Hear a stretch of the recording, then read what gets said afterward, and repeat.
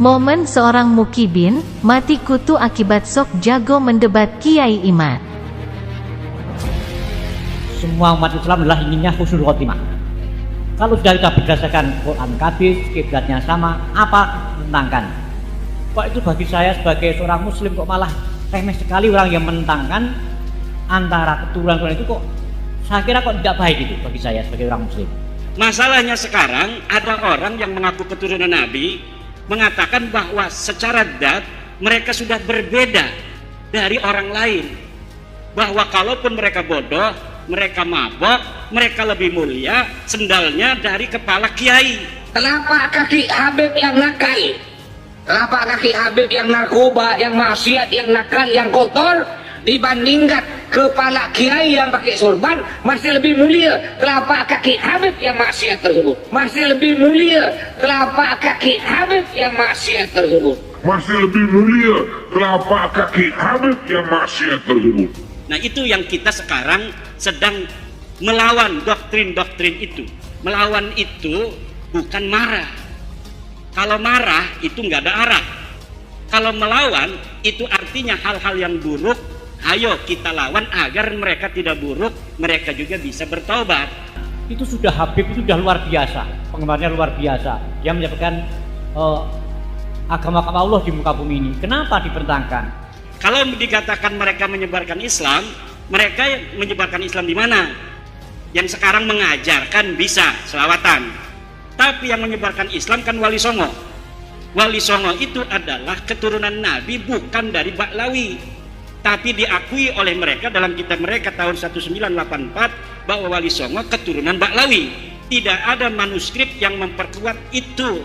Bahkan kitab-kitab manuskrip yang sekarang ditemukan mengatakan Wali Songo bukan keturunan Ba'alwi, dia keturunan Al-Kazimi, Al-Musawi, juga dari Al-Jailani. Mereka datang itu baru 4 generasi paling. Tahun 1800 ketika Hadramaut lagi kurang makan. Oke, Pak Yai, ini karena mungkin antara penanya dengan panjenengan ada istilahnya cara sudut pandang yang berbeda. Maka sore hari ini masih ada, maghribnya kan masih lama ini saya jam 5 kurang seperempat, maghribnya jam 6 lebih kan. Itu saya berusaha jadi moderator lah kalau panjenengan semua setuju gitu. Jadi biar penanya ini puas. Mungkin dalam pandangan saya yang ditanyakan penanya ini, kok dadak gegeri Baklawi gitu ya Pak Rukianto kira-kira? Kok dadak digegeri? Toh kan di sini Habib-Habib itu jasanya banyak. Habib Soleh Al-Jufri datang di sini tahun 2000. Anak saya yang dongani, yang akikoi Habib Soleh Al-Jufri. Karena beliau memandang mungkin kok dadak digegeri Baklawi ngopo wong ning kene wis dakwah kok. Kira-kira gitu Pak Rukianto ya. Nah, ini jawabannya gitu Pak. Monggo jawaban jenengan bagaimana gitu. Ya, jawaban saya adalah kalau menyebarkan pertama kali tidak. Karena yang menyebarkan pertama kali adalah kalau beliau itu ngomong menyebarkan. Menyebarkan dalam pengertian pertama kali menyebarkan Islam di Indonesia tertolak. Karena sejarah tidak mengatakan seperti itu. Kalau mereka dari sejak pertama kali datang ke sini, kemudian karena mereka pinter, kemudian ngajarin agama, bisa. Kebetulan baik orangnya, alhamdulillah. Tapi ada ajaran-ajaran, doktrin-doktrin, lihat di YouTube bagaimana dari keluarga Ba'alwi ini ada yang mengatakan kalau tidak menjadi muhibbinnya Ba'alwi tidak akan dapat syafaat Nabi. Ya betul, saya juga diancam gitu ya. Iya. Pokoknya nek pitutur luhur melu Kiai Imad gak bakal oleh syafaate Kanjeng Nabi. Kalau tidak percaya Habib itu cucu Nabi, maka tidak akan barokah. Saya sudah dikafirkan. Oh, malahan tambah ekstrim ya. Iya. Kalau dia melebihi cintanya kepada anak cucunya, dia tidak cinta kepada Rasulullah. Kalau dia melebihi cintanya kepada anak cucunya, dia tidak cinta kepada Rasulullah. Sampai di sana, saudara. Orang yang sudah tidak percaya sama habaib, itu kafir. Itu kafir. Itu kafir. Biar tahu kamu.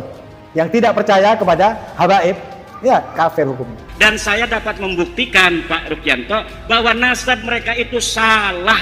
Nasab mereka tertolak. Dia bukan cucunya Nabi. Kalau mereka itu ulama, kita wajib hormati. Bukan karena dia turun Nabi, karena ulama.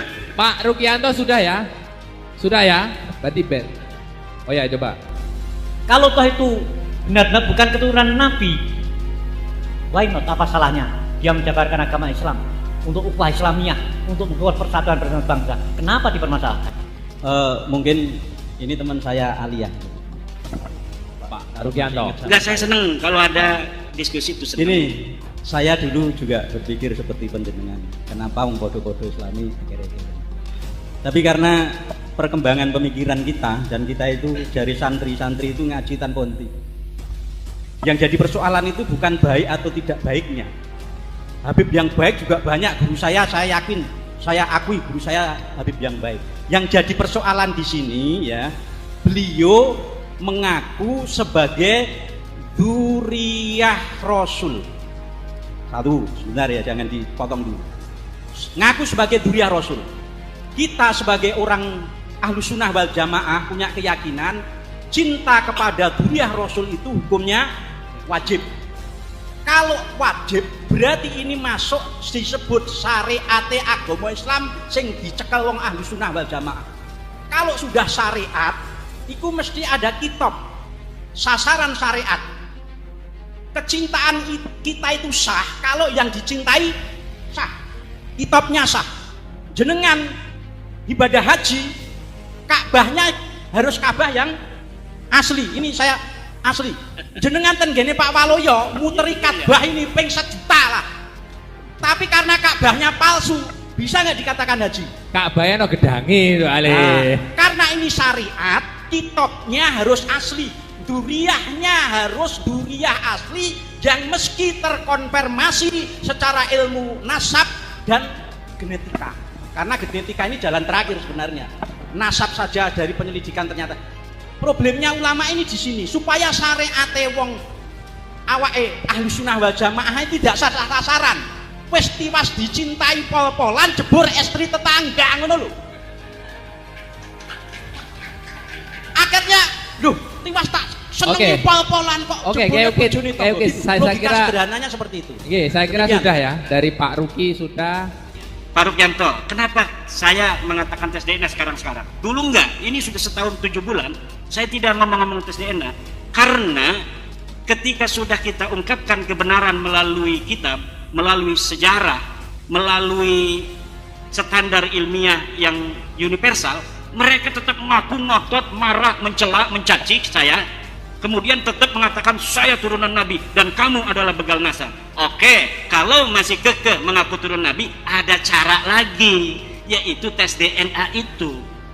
Kalau sudah benar-benar itu terjadi friksi yang diametral, tidak ada penengahnya, hakimnya ada, yaitu tes DNA.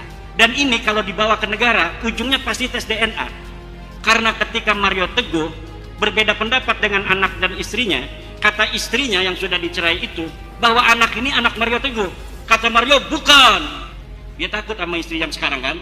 Akhirnya anaknya tes DNA, Mario Teguh tes DNA, dan ditemukan tes DNA-nya betul bahwa anak ini Danang apa siapa itu adalah anak dari Mario Teguh. Jadi ketika terjadi friksi, ta'arud yang tidak bisa diselesaikan, maka friksi. Salah satu-satunya cara adalah tes DNA. Friksi, mohon maaf, friksi ini orang awam nih, friksi belum paham apa artinya gitu. Nah, gitu. Ya terjadi perbedaan pendapat. Gitu.